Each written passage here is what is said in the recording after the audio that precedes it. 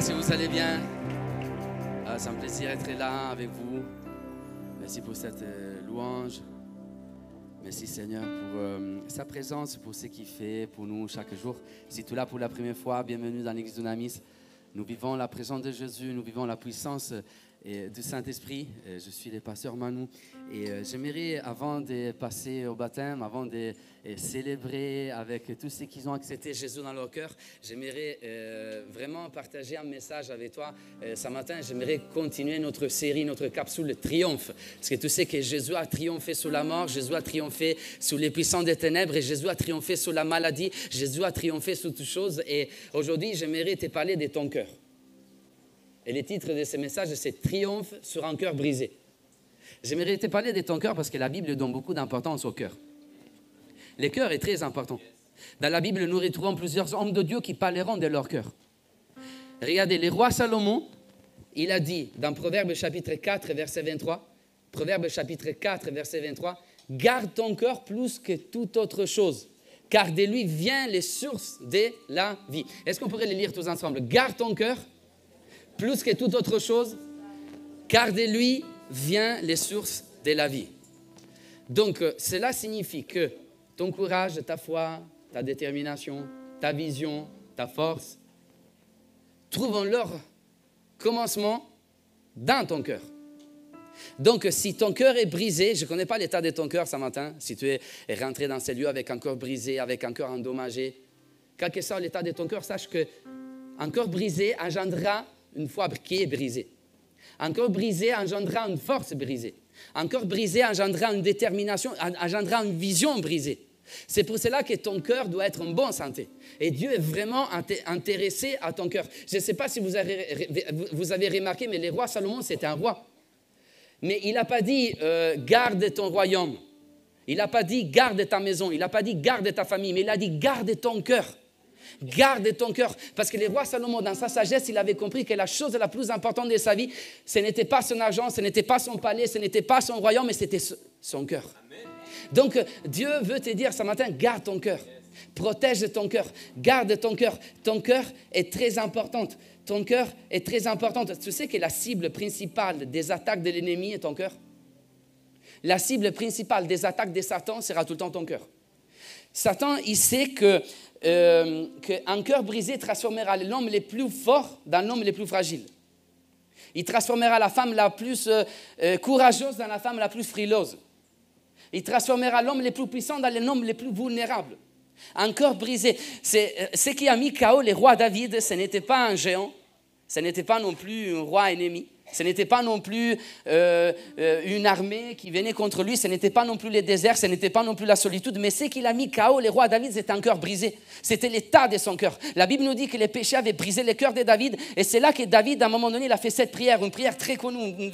Il a écrit un psaume très célèbre, il a dit « Seigneur, donne-moi un cœur pur, et mets-moi un esprit nouveau. » J'ai besoin que tu changes mon cœur. Je n'ai pas besoin que tu changes ma vie. David n'a pas demandé plus de célébrité. David n'a pas demandé plus d'argent. David n'a pas demandé plus de succès. David n'a pas demandé un autre palais. Mais David a dit, Seigneur, change mon cœur. J'ai besoin d'un cœur pur. J'ai besoin que tu fasses quelque chose pour mon cœur. Je ne connais pas l'état de ton cœur, mais je ne sais pas si ton cœur est brisé. Moi, j'aimerais te dire que Dieu veut restaurer ton cœur.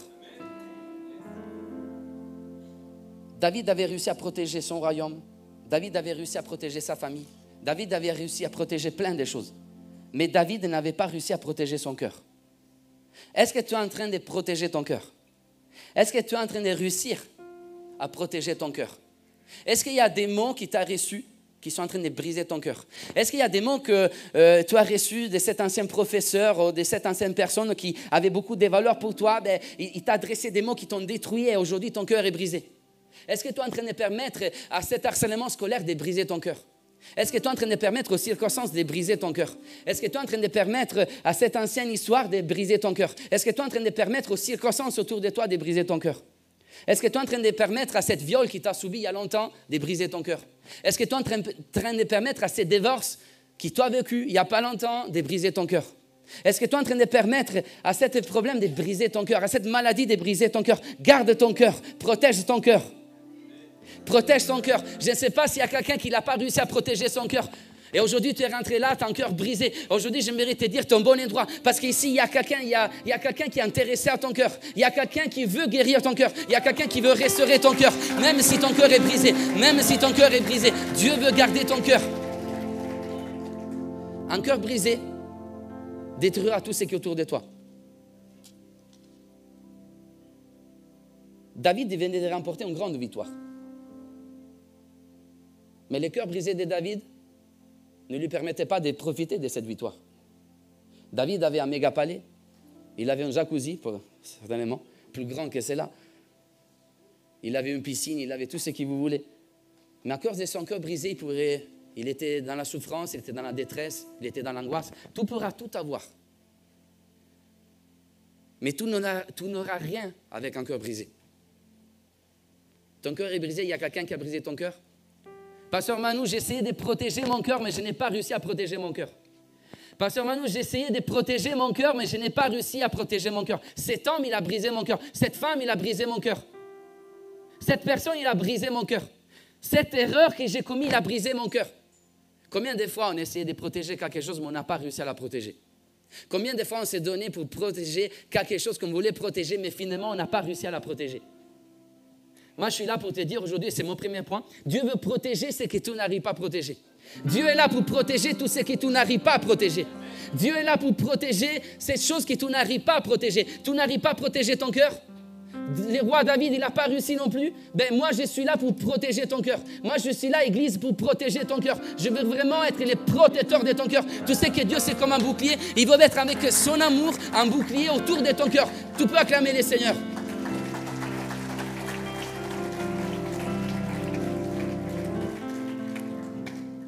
On va lire dans notre texte, le texte qu'on a lu la semaine dernière. On est dans notre série Triomphe, Apocalypse chapitre 2, de verset 12 au verset 13. Et après, on lira les versets 17. Là, c'est Jésus qui écrit aux églises, à cette église.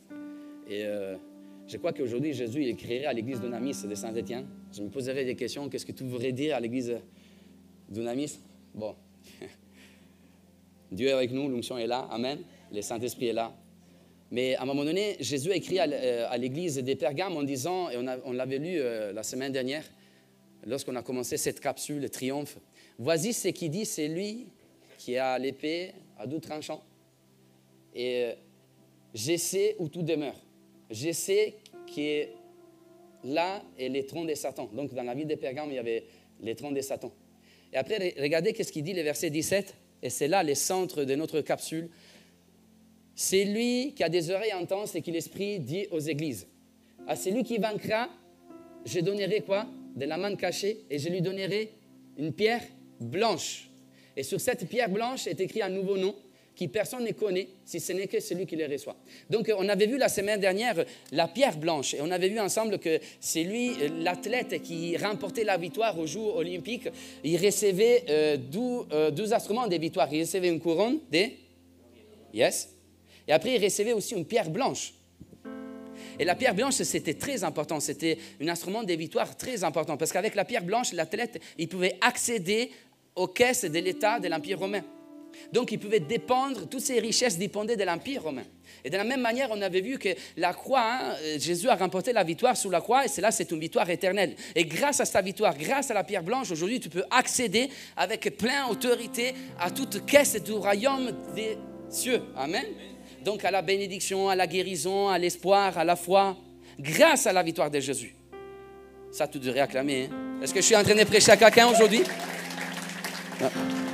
Juste pour cela, on devrait acclamer les seigneurs. Ne faites pas comme quand j'ai prêché sur les manteaux du roi, je me suis tourné au mur. Est-ce qu'il y a quelqu'un qui m'entend ce matin? Ah, j'entends les murs acclamer.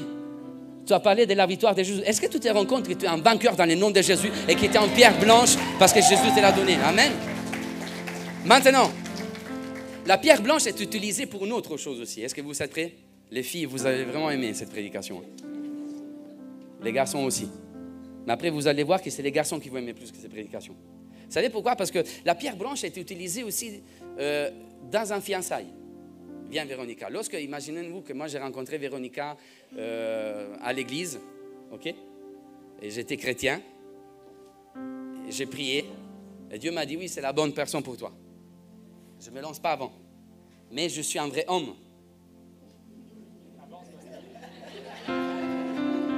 Ce n'est pas Véronica de m'inviter, c'est moi que je vais inviter. Vous avez compris les hommes? Ce n'est pas les femmes qui doivent vous inviter aujourd'hui. Hein? Maintenant, j'attends qu'il vienne vers moi. Mais vraiment, soyez des hommes, il nous dit la Bible.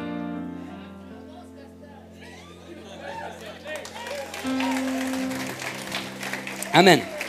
Donc moi j'ai rencontré Véronica et je me disais, waouh Seigneur, Véronica, il a dans l'église. Eh bien comme je vous dis souvent, je vais à l'église pour les seigneurs, mais aussi pour Véronica. Et quand il y a Manu qui fait la louange, tous les musiciens de temps, je jette un coup d'œil à Véronica pour voir qu'est-ce qu'il fait, pour voir qu'est-ce qu'il fait. Et à un moment donné, j'ai dit, Véronica, écoute, moi je suis un vrai homme. Hein. Je t'invite, tu veux sortir avec moi? Je dis, viens, on va se connaître et tout. Alors elle me dit, oui, moi aussi, tu sais, j'aimerais. Moi je suis content, je vais voir Pasteur Fred. Je dis, écoute, oh, il y a Véronica, on va sortir, on va boire une tasse de café. Vois ton pasteur avant. Hein. Tu la touches pas, hein? Pas avec la main, c'est la première sortie. Hein. Donc tu sors, tu lui ouvres la porte de la voiture, tu la prends, etc., tu l'amènes, etc. À un moment donné, les choses y vont bien. Après quelques mois, des connaissances dans lesquelles vous avez prié et tout, à un moment donné, c'est les fiançailles. Et là, tout est mêlé. Vous savez qu'est-ce qu'il faisait à cette époque? Au lieu de lui donner une bague des fiançailles, il leur donnait une pierre blanche. Tiens, chérie, ça c'est pour toi. Elle, en plus, il allait me donner une pierre blanche. Donc, je vais contenter les hommes. Les filles, contentez-vous d'une pierre blanche aujourd'hui. Arrêtez de voir des bagues qui coûtent des milliers d'euros. Alors les hommes, à partir de cette prédication, il y a un changement dans l'église d'Unamis. Vous allez à Saint-Viteur, là où il y a les lacs, vous ramassez une pierre blanche, vous remontez, vous mettez au genou et vous dites, chérie, tu as pris mon cœur, la pierre blanche est pour toi. Ça va coûter rien, ça coûtera rien. Femmes, contentez-vous, amen. Yes, les hommes, yeah. Cette prédication des milliers de vues, hein. Toi qui écoutes à la maison, mais on pratique aussi ça. Même s'il n'y a pas Saint-Viteur chez toi, ben vas-y quand même chercher une pierre blanche. Vous allez économiser, vous allez essayer autre chose. Amen. Yes. Maintenant, il s'est donné une pierre blanche et la pierre blanche était très importante parce qu'il avait une signification énorme. Maintenant, moi j'ai autorité sur ton cœur et toi tu as autorité sur mon cœur. Merci Véro, sois béni.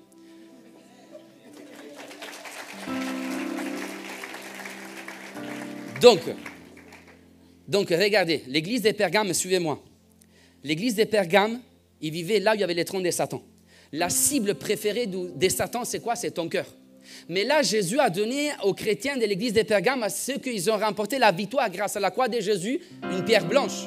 Cela signifie que la victoire de Jésus sur la croix ne détruit pas seulement les démons, ne détruit pas seulement les puissants des ténèbres, ne détruit pas seulement la mort, mais il protège aussi ton cœur. Lui, il a remporté la victoire sur la croix pour guérir ton cœur, pour être le protecteur de ton cœur. Lui, il a fait tout ça pour amour. Lui est venu sur la terre parce qu'il a regardé à ton cœur. Il a aimé ton cœur et il a dit, je vais mourir sur la croix et je vais pouvoir être le protecteur de leur cœur.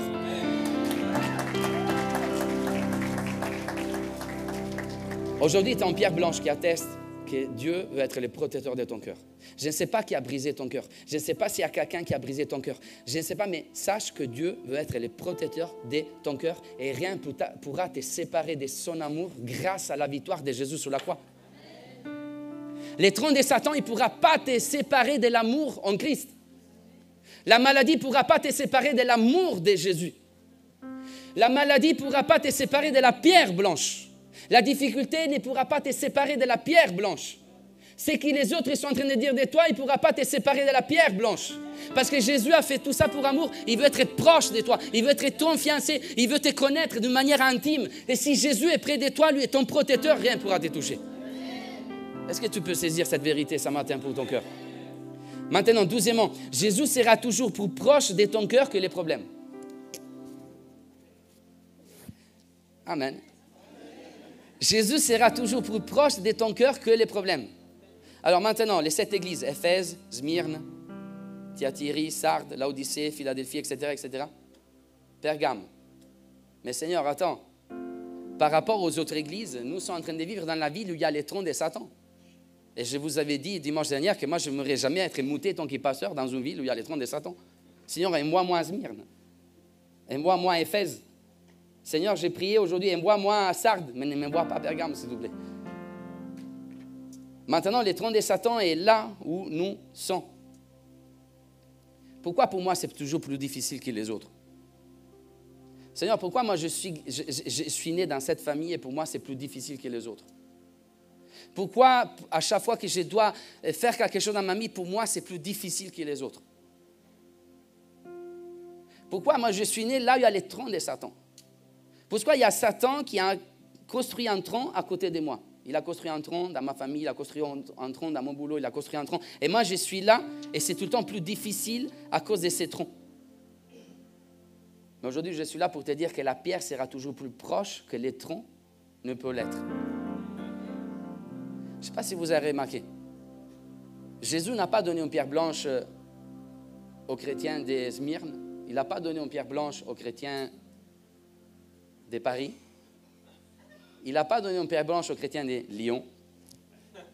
Il a donné une pierre blanche aux chrétiens de Saint-Étienne.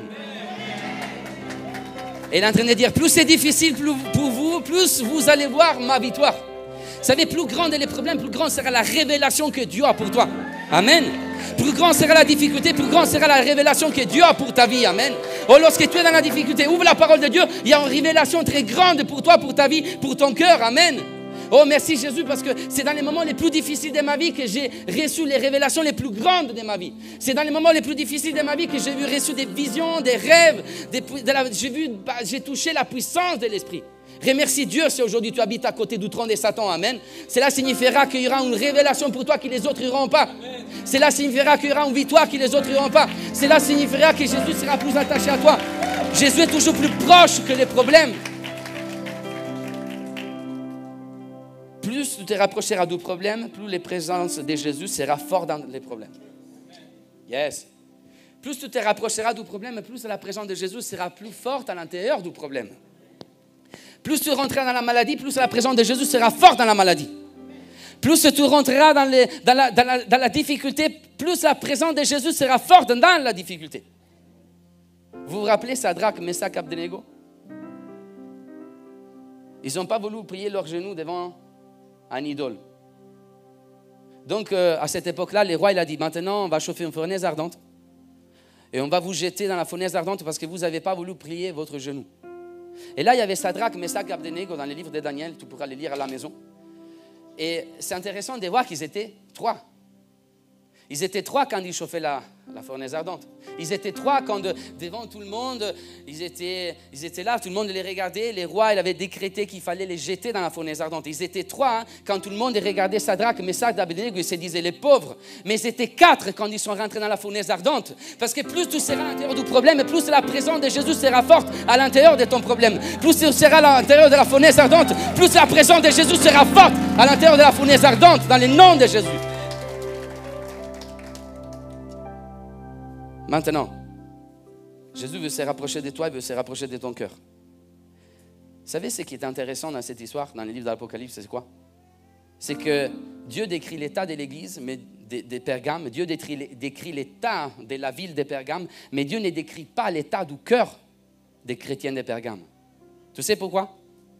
Parce qu'à lui, ça ne lui intéresse pas l'état de ton cœur. Lui, il veut juste ton cœur. Oui, mais pasteur Manu, mon cœur est brisé, j'ai commis des erreurs, mon cœur est blessé, j'ai fait des choses que... personne ne veut quelque chose qui est blessé, personne ne veut quelque chose qui est détruit. Ces choses-là n'ont pas de valeur, mais Jésus est là pour te dire, quel que soit l'état de ton cœur, moi je veux ton cœur. Quel que soit l'état de ton cœur, moi je veux me rapprocher de ton cœur. Quel que soit l'état de ton cœur, moi je veux me fiancer avec toi. Quel que soit l'état de ton cœur, moi je vais te donner une pierre blanche. Moi je veux sauver ton cœur. Je ne sais pas si ton cœur est brisé depuis des années.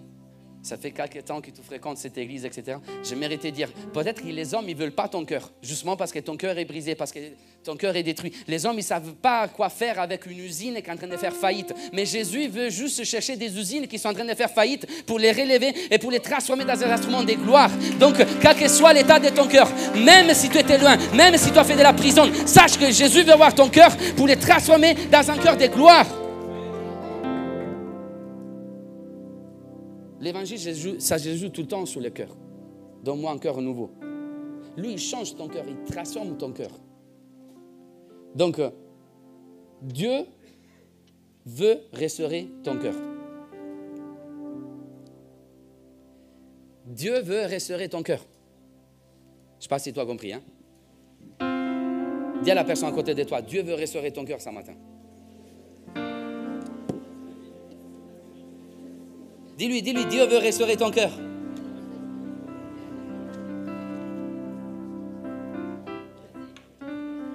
Alors maintenant, regardez.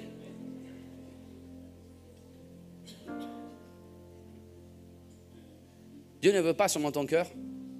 La Bible nous dit que Dieu est proche de ceux qui ont le cœur brisé. Lui ne veut pas juste être proche de ton cœur, lui veut être proche de ton cœur pour les guérir, pour les restaurer, avec son amour. Et tu sais qu'à la base de la victoire, du triomphe, je ne peux pas te parler du triomphe sans te parler de l'amour. Parce qu'aujourd'hui, si toi la victoire dans le nom de Jésus, c'est grâce à un acte d'amour. La Bible nous dit, vous êtes plus que vainqueurs en vertu de celui qui vous a aimé. Donc, à la base du triomphe de Jésus, il y a l'amour. Ok, moi, je vous ai donné la victoire. À celui qui vaincra, je donnerai une pierre blanche. Donc, à la base, à l'origine de la victoire de Jésus, il y a un acte d'amour. Jésus t'aime. Jésus est descendu de ce trône de gloire. Il est venu ici-bas sur la terre. Il était flagellé sur la croix. Il était attaché à la croix pour amour. Parce qu'il t'aime. Il voulait ton cœur. Maintenant, avec son amour, lui veut restaurer ton cœur. Quel que soit l'état de ton cœur, lui veut les guérir, lui veut les restaurer. Écoute-moi bien, je vais te montrer comment il va faire. Véronica, viens. Là, tu dois venir, chérie. Hein? Préparez-vous. Hein? J'aimerais en fait vous dire aussi qu'aujourd'hui, il y a le pasteur Jean-Luc Richard au milieu de nous, qui c'est le président de l'église. Il est là avec sa femme, sa fille. Et je les vois qui regardent, genre, quand ils voient Véronica, je dis, oh, qu'est-ce qu'il va faire maintenant? Ne t'inquiète pas, hein. Il y a eu des pires aussi. Hein. Tu devrais venir plus souvent, je pense. Hein. La Bible nous dit, vraiment moi, s'il te plaît, le verset 17 d'Apocalypse, chapitre 2. Regardez, parce qu'il n'est pas question juste d'une pierre blanche. Il est question d'une pierre blanche avec écrit un nom nouveau. Maintenant, vous devez savoir que dans un acte de fiançailles, l'homme ne donnait pas juste une pierre blanche à sa femme, mais donnait une pierre blanche, doucement, avec un nom écrit. Et c'était un nom intime.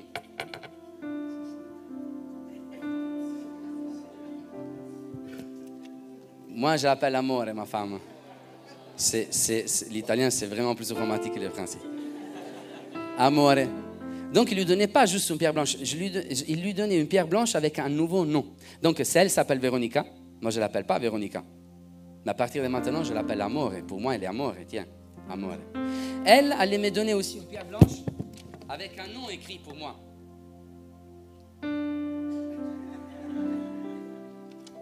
Il allait me la donner à moi. Et là, il y avait un nom. Et c'est que moi, c'est à moi. Hein. Et là, il y avait un nom que seulement les fiancés connaissaient. Donc, cela signifie que partout dans le monde, personne ne connaissait ces noms. Et les seuls qui avaient le droit de t'appeler avec ces noms, c'était moi, parce que je connaissais ces secrets qu'il y avait entre nous. Un nouveau nom. Il paraît que, alors, sur les surnoms mignons qu'il y a partout dans le monde, les plus utilisés, c'est baby. En français, c'est bébé. Parce qu'en France, on chante tout le temps l'anglais. Baby. Je ne sais pas comment tu appelles ta chérie. Baby. Bébé. En français, j'ai appris ma pousse. En France, vous l'avez dit. Chérie. Et il y a quoi aussi? Doudou. Chibolette. J'ai vu quelqu'un qui appelait Chibolette. Il n'y a pas longtemps, je l'ai vu. Hein? C'est vrai ou pas? Vous appelez comment votre... Vous savez pas? Vous connaissez pas? Bon. Baby. Mais c'est quoi baby?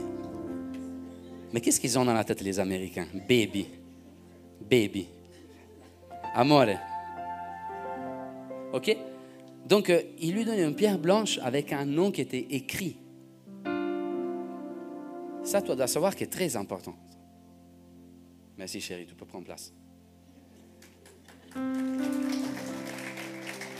Pourquoi? Parce que déjà, Jésus veut te donner une pierre blanche. Je ne sais pas s'il y a des cœurs brisés ici au milieu de nous, il y a des mots qui t'ont brisé, il y a des choses qui ont sali ton cœur. Il y a des choses, mais moi je suis là pour te dire aujourd'hui que Jésus veut réécrire une nouvelle histoire. Jésus veut écrire une nouvelle histoire de ta vie. Jésus veut écrire une nouvelle histoire de ton cœur. Jésus veut écrire une nouvelle histoire de ton existence. La pierre était blanche, avec écrit un nouveau nom que Jésus a choisi pour amour. Donc, quel que soit l'état de ton cœur aujourd'hui, quel que soit l'état de ton cœur, même si ton cœur est sale, même si ton cœur est pourri, même si ton cœur est brisé, même si dans ton cœur il y a tellement de blessures, sache que Jésus fait toutes choses nouvelles. Lui, il te donne une pierre blanche, une feuille blanche, une page blanche, quelque chose de blanc, blanc, amen, sous laquelle tu peux écrire quelque chose de nouveau. Prêche, pasteur, prêche. Une pierre blanche avec un nouveau nom. Qu'est-ce qui signifie cela? Et je vais rappeler les musiciens à venir. Qu'est-ce qui signifie cela?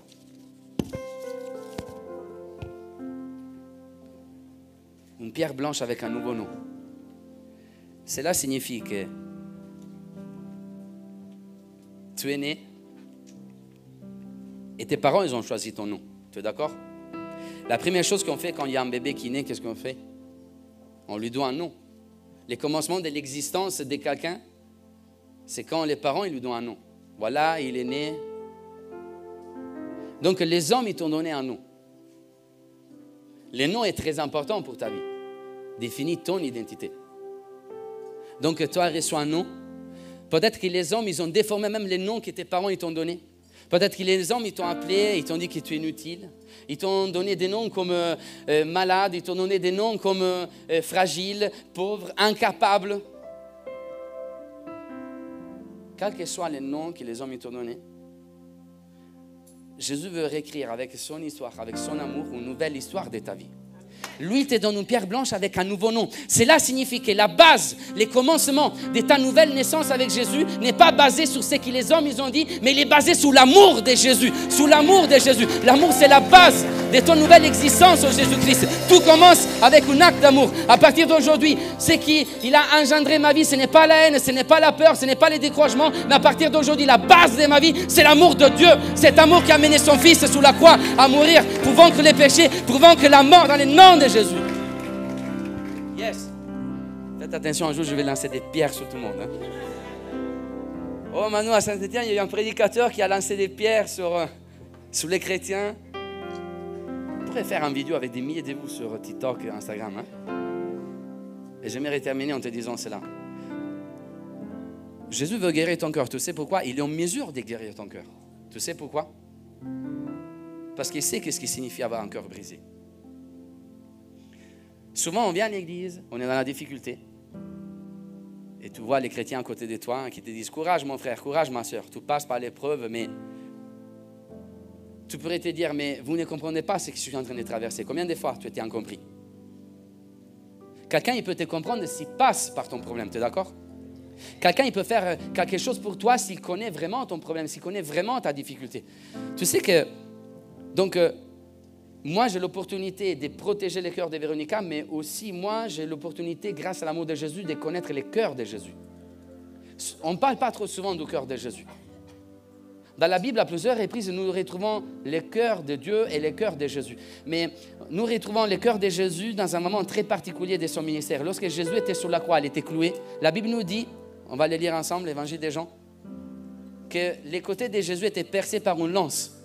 Vous vous rappelez? Mais un des soldats lui perça les côtés avec une lance et aussitôt il sortit du sang et de l'eau. Pourquoi il est sorti de l'eau du côté de Jésus? Maintenant, je vais vous expliquer. Quand les condamnés à mort à cette époque-là étaient sur la croix, c'était atroce. Jésus était cloué sur la croix. Juste pour respirer, il devait lever son dos, il devait respirer, après il devait...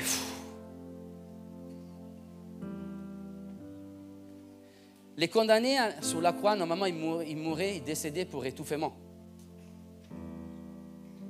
Et si vous voyez les scientifiques, ils vous diront que quelqu'un qui était dans l'état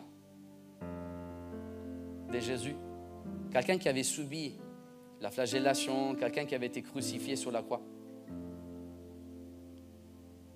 Il souffrait énormément. Et quelqu'un qui allait s'étouffer, il produisait quelque chose autour de son cœur. Normalement, il y a de l'eau qui s'est produite autour du cœur. Une espèce de sachet qui s'est produit autour du cœur. Donc quand ils ont percé les côtés de Jésus, normalement ils ont percé aussi son cœur parce que de l'eau est sortie. Donc sous la croix, Jésus a subi un brisement. Son cœur a été brisé. Son cœur a été brisé. Son cœur a été brisé. Son cœur a été brisé. Je ne sais pas si tu as compris. Sous la croix, le cœur de Jésus était brisé. Dans ce moment-là, Jésus avait renoncé à la protection de son cœur. Dans ce moment-là, Jésus ne pouvait pas protéger son cœur. Ses mains étaient clouées sur la croix. Dans ce moment-là, il était vulnérable. Jésus est en train de dire, voilà, vous pouvez prendre même mon cœur. C'est très important. Moi, je veux voir un cœur brisé. Pourquoi? Parce que à partir du moment que moi, je vais ressusciter, je vais remporter la victoire, je serai en mesure de guérir ceux qui auront le cœur brisé. Donc, si ton cœur aujourd'hui est brisé, sache que Jésus peut les guérir. Pourquoi? Parce que le cœur de Jésus était brisé sur la croix. Jésus a voulu subir la souffrance de la croix pour te guérir aujourd'hui.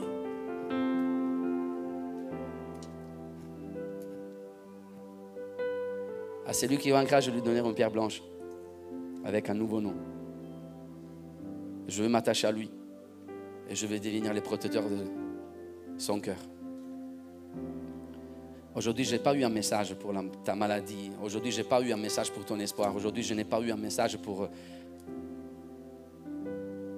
ton intelligence, pour tes pensées, mais j'ai eu un message pour la chose la plus importante de ton être, ton cœur. Et souvent, on oublie l'importance de notre cœur. Mais regarde, la dernière chose dans laquelle Jésus était brisé sur la croix, c'était dans son cœur.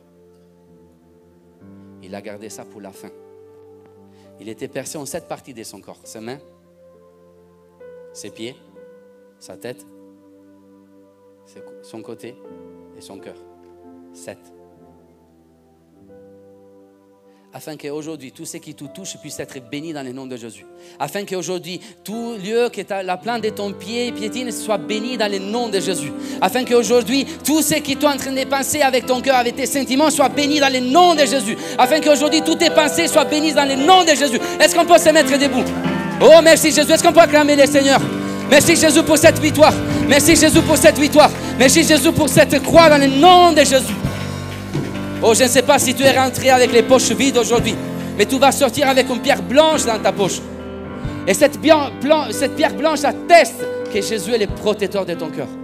Ne sors pas d'ici sans une protection. Ne sors pas d'ici sans un protecteur. Sors d'ici avec celui qui peut protéger ton cœur. Oh, ces mots qui t'ont blessé dans la semaine. Avec les protecteurs, avec ton protecteur, avec Jésus, ils ne pourront plus te blesser. Ces choses qui depuis longtemps a blessé, a brisé ton cœur. Elle a détruit l'état de ton cœur. Ne pourra plus rien parce que Jésus commencera un acte de guérison, de restauration de ton cœur. Encore plus que guérir ta maladie, la chose la plus importante, c'est ton cœur. Vaut mieux d'avoir un cœur en bonne santé. Ferme les yeux un moment. Saint-Esprit, viens guérir les cœurs dans le nom de Jésus. Viens guérir le cœur dans le nom de Jésus. Lève ta main si ton cœur est brisé, là où tu es. Viens guérir le nom de Jésus. Viens guérir Seigneur Jésus. Viens maintenant, touche les cœurs. Maintenant, touche les cœurs maintenant. Dans le nom de Jésus, tu es celui qui guérit. Tu es celui qui guérit, Seigneur Jésus. Tu es celui qui guérit, tu es celui qui restaure. Oh Seigneur Jésus, viens poser une pierre blanche dans les mains de ceux qui sont en train de prier, de ceux qui sont en train de te demander de l'aide, Seigneur Jésus. Deviens les protecteurs des cœurs, Seigneur Jésus. Dans le nom de Jésus, protège notre cœur plus que toute autre chose. Nous voulons les protéger. Oh, nous n'avons pas réussi, mais tu peux faire, Seigneur, tout ce que nous n'arrivons pas à faire.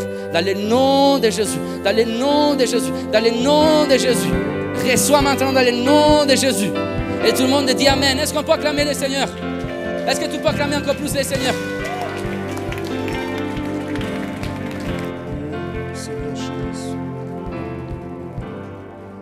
Amen. pouvez prendre place.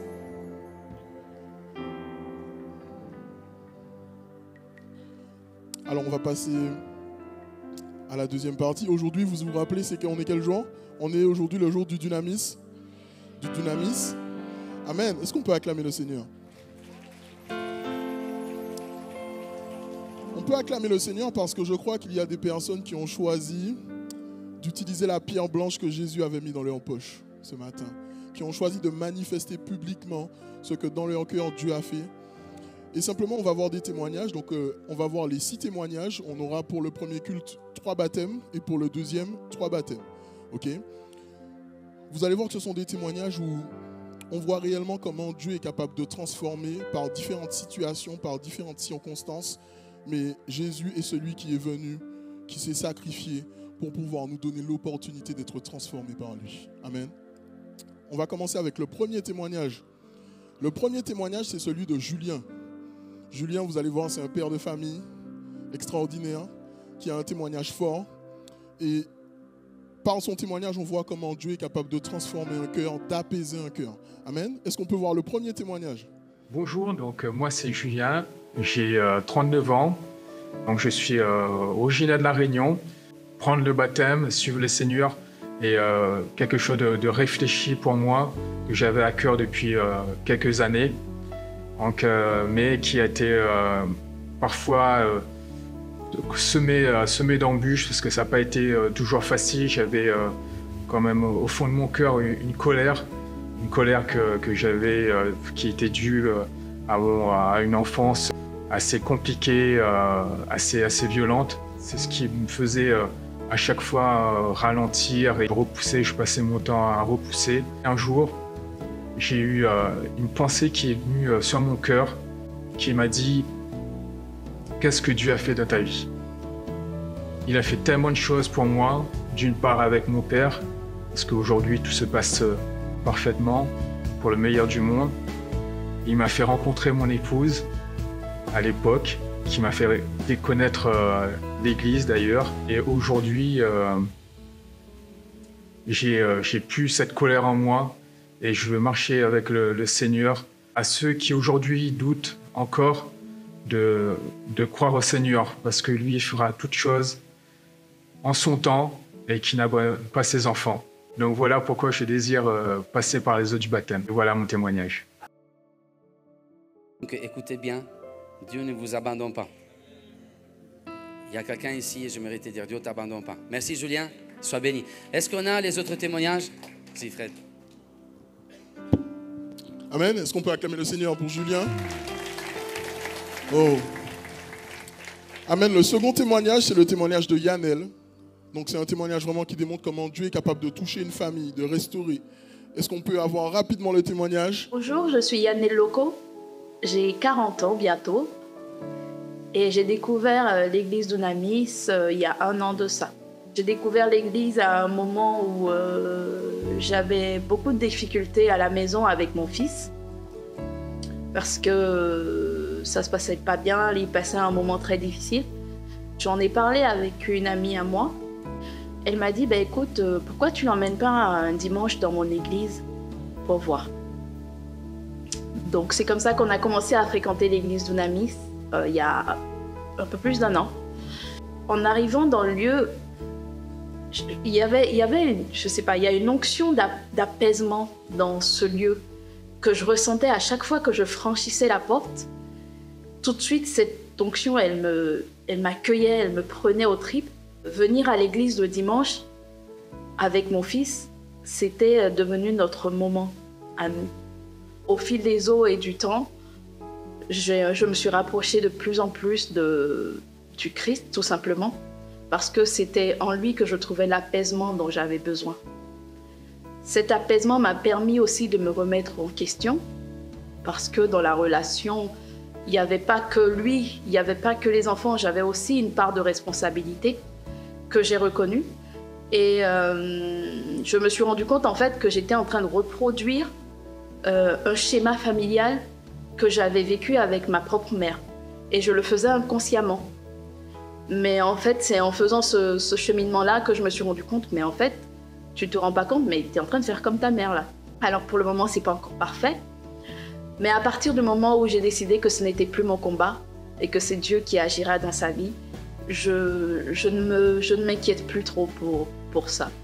Au mois de novembre, j'ai commencé à faire la démarche de faire le ménage dans ma propre vie. J'ai eu envie de faire le ménage dans ma propre vie, de me sentir d'être l'enfant que Dieu attendait. Au mois de janvier, je me suis dit, bon, ok, t'as fait ça et c'est quoi la suite?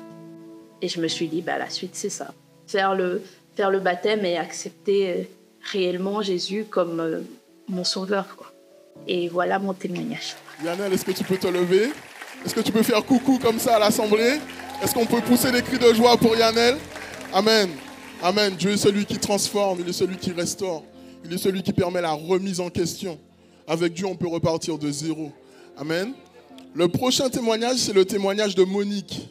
Alors vous allez voir, c'est un témoignage aussi qui a sa force, qui a sa puissance et qui montre que vraiment, quelles que soient les générations, il n'est jamais trop tard pour accepter Jésus dans sa vie.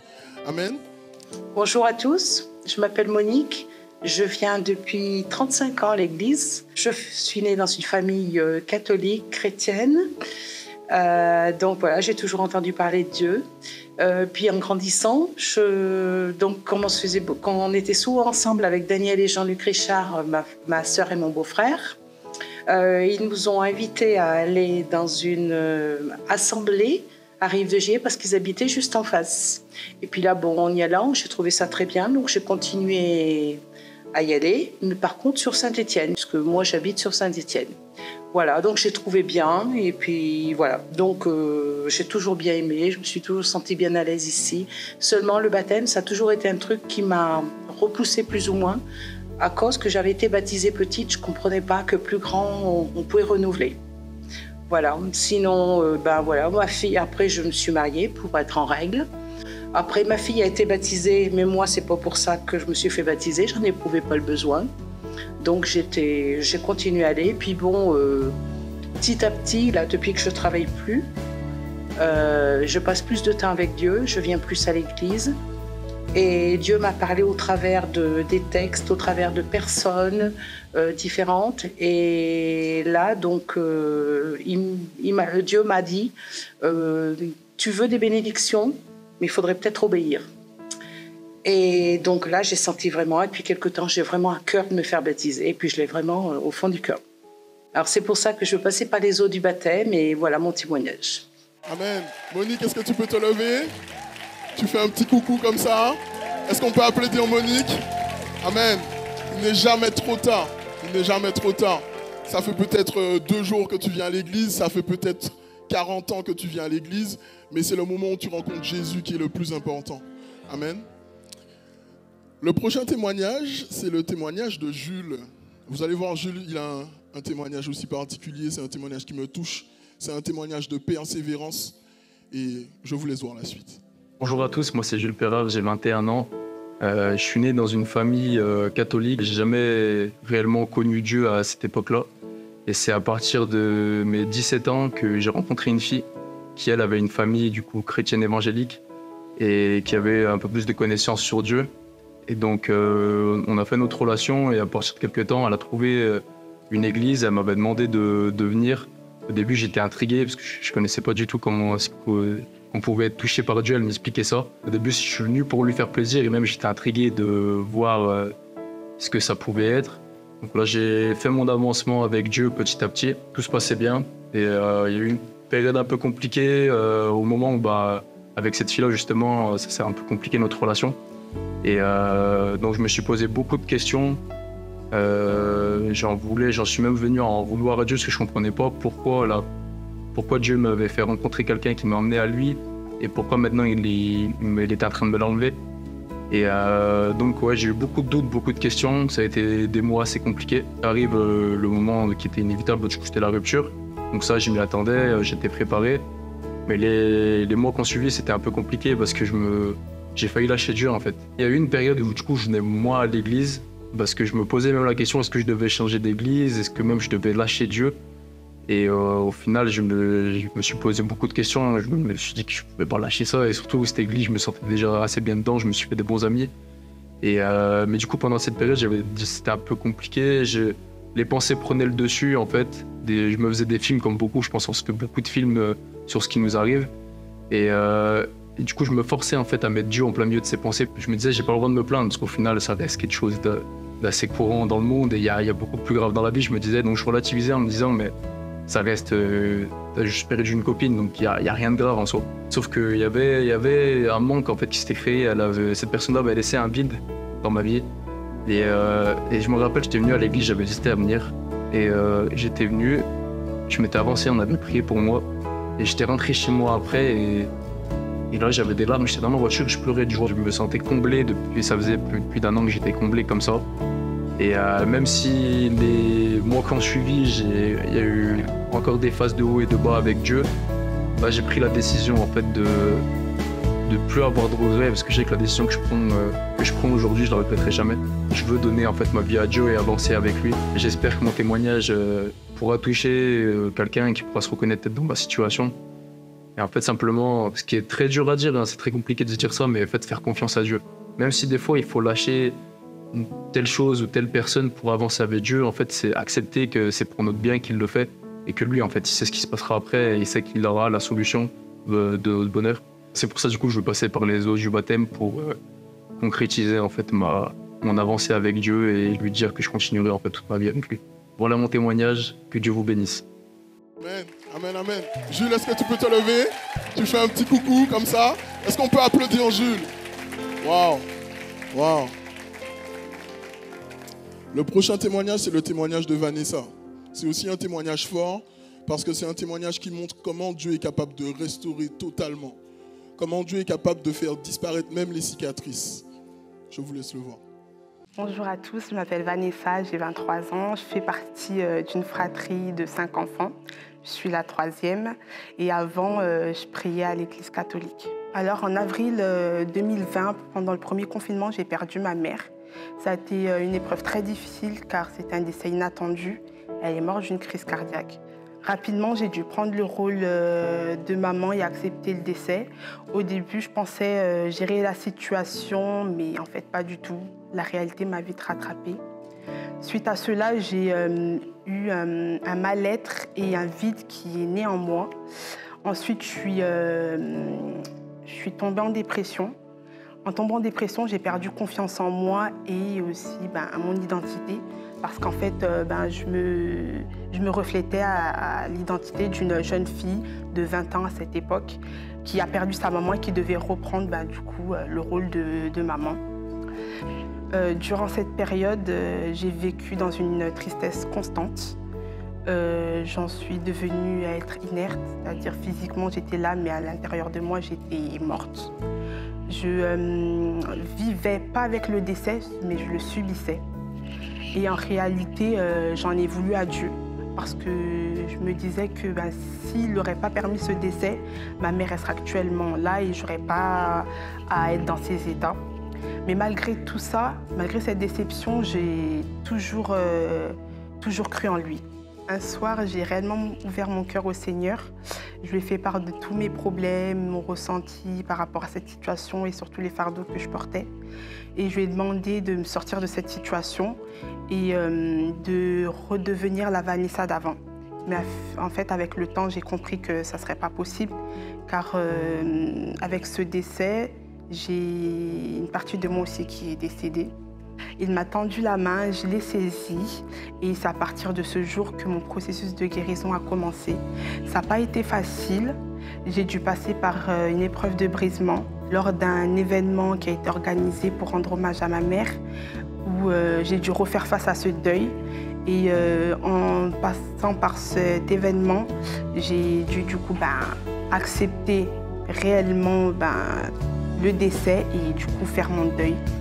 Ça n'a pas été facile, mais par la grâce de Dieu, je m'en suis sortie.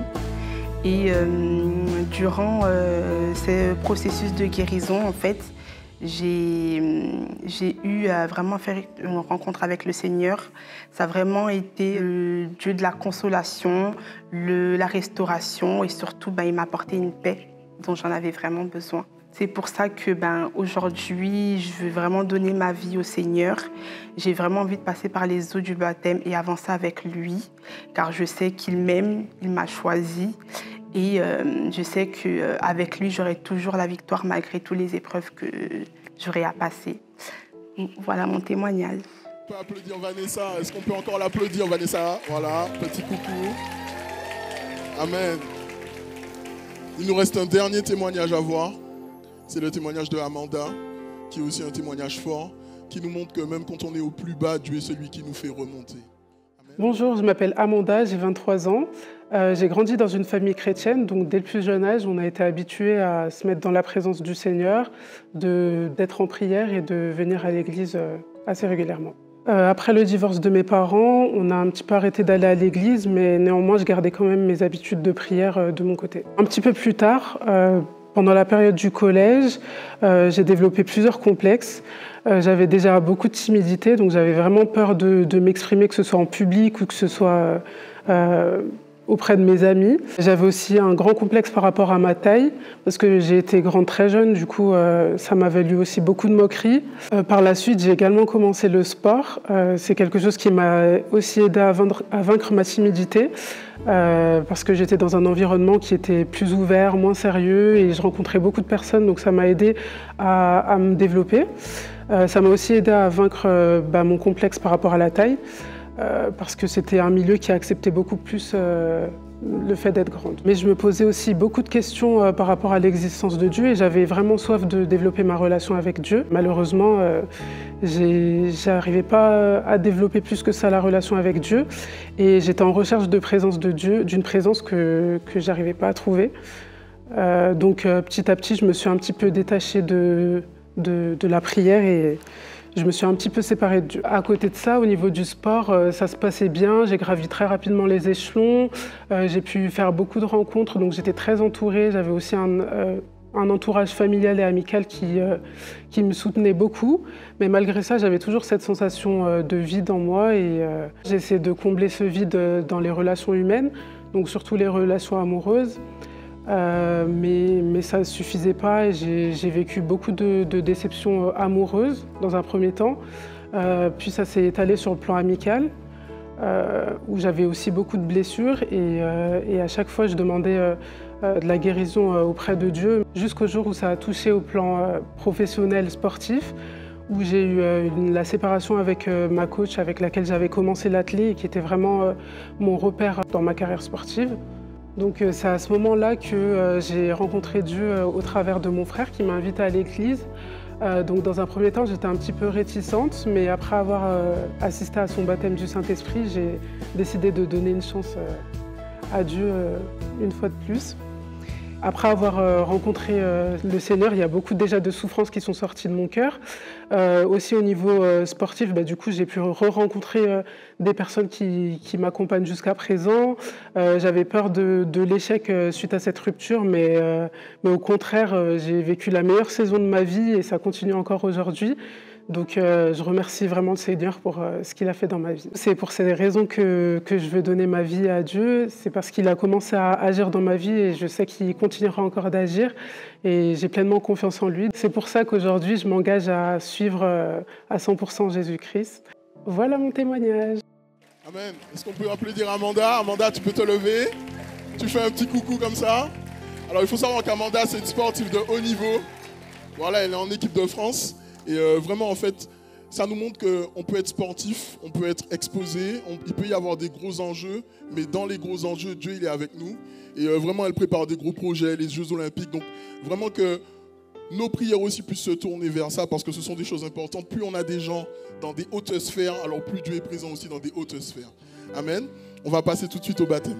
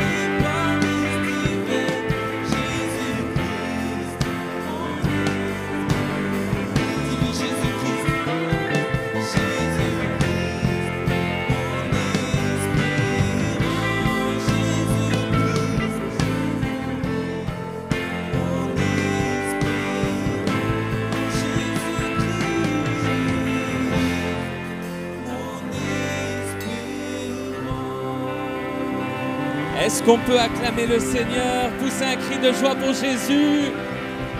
Alléluia! Bonjour Église Dynamique, j'espère que vous avez aimé le message et que vous avez pu être bénis. N'oubliez pas de vous abonner et de cliquer sur la petite cloche en dessous de la vidéo pour recevoir toute l'actualité de l'Église Dynamis. Vous pouvez aussi nous suivre sur les réseaux sociaux comme Instagram et Facebook. Et si vous avez à cœur de nous soutenir, vous pouvez cliquer sur le lien dans la description. À la semaine prochaine!